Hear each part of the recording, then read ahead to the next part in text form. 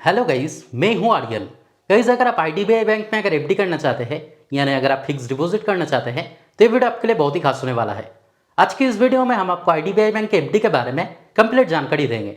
जैसे कि इस बैंक में अगर आप एफडी करते हैं तब न्यू इंटरेस्ट रेट के अनुसार आपके एफडी के ऊपर कितना इंटरेस्ट रेट आपको दिया जाएगा, एफडी का बेसिक फीचर्स और बेनिफिट्स क्या रहेगा, सीनियर सिटीजन्स के लिए एक्स्ट्रा का बेनिफिट दिया जाएगा और साथ ही साथ एक एग्जाम्पल के तौर पर भी बताएंगे कि अगर आप आईडीबीआई बैंक में अगर 1 लाख का एफडी करते हैं तब कितना मैच्योरिटी अमाउंट आपको दिया जाएगा। ये सभी बातें आपको डिटेल्स में बताएंगे, लेकिन इससे पहले अगर आप इस चैनल पर पहली बार आए हैं तो काइंडली चैनल को सब्सक्राइब करें और वीडियो को बिना स्किप किए एंड तक जरूर देखें।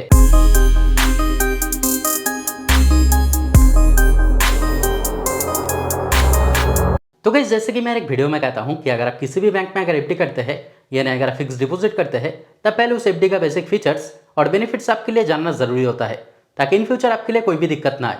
तो चलिए पहले जान लेते हैं आईडीबीआई बैंक के एफडी के बेसिक फीचर्स और बेनिफिट्स के बारे में। तो जैसे कि स्क्रीन पे आप देख सकते हैं कि अगर एफडी ड्यूरेशन की बात की जाए यानी कितना दिन के लिए आप एफडी कर सकते हैं तब मिनिमम 7 दिन से मैक्सिमम 10 साल के बीच में किसी भी टाइम के लिए आप एफडी कर सकते हैं। अगर मिनिमम एफडी अमाउंट की बात की जाए तब मिनिमम 10,000 रुपये से आप एफडी कर सकते हैं और यहाँ पे मैक्सिमम कोई भी लिमिट नहीं दिया गया है, यानी मैक्सिमम जितना भी अमाउंट आप चाहे आप एफडी कर सकते हैं। अगर नॉमिनेशन फैसिलिटी की बात की जाए तो अगर आप चाहे तो आपके एफडी के लिए आप किसी को नॉमिनी भी रख सकते हैं। अगर प्रीमैच्योर विड्रॉल की बात की जाए तो वो भी फैसिलिटी यहाँ पे दिया गया है, यानी एफडी करने के बाद अचानक अगर आपके पैसे की जरूरत होता है तो अगर आप चाहे तो आपके एफडी के अमाउंट मैच्योर होने से पहले ही आप बैंक से उठा पाओगे। लेकिन आपको यहाँ पे जानकारी रखना है कि किसी कारण अगर आप प्रीमैच्योर विड्रॉल करते हैं तो मैक्सिमम 1% तक पेनल्टी चार्जेस लगेगा।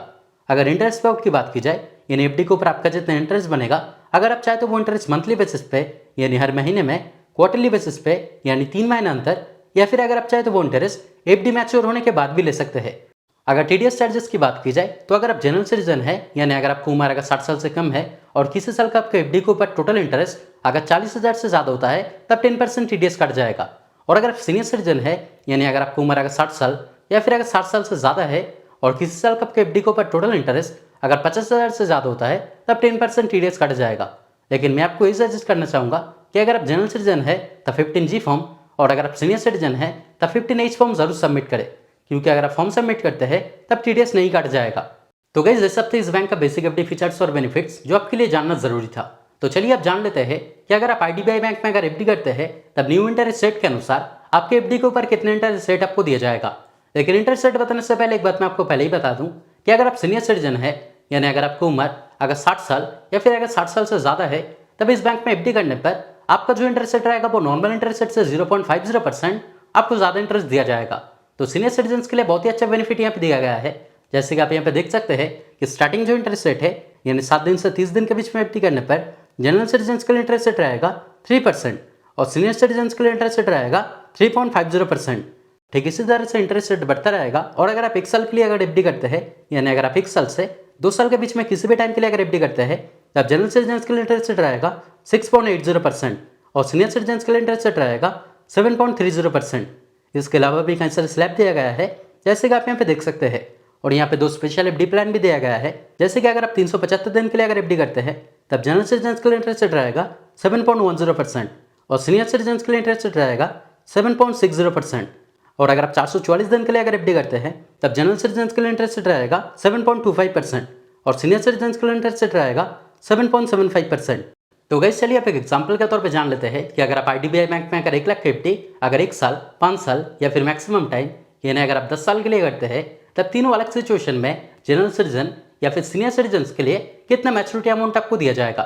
तो अगर आप जनरल सिटीजन के लिए अगर 1 लाख एफडी अगर 1 साल के लिए करते हैं तब आपके लिए इंटरेस्ट रेट रहेगा 6.80% और आपका मैच्योरिटी अमाउंट बनेगा 1,06,980 रुपया का।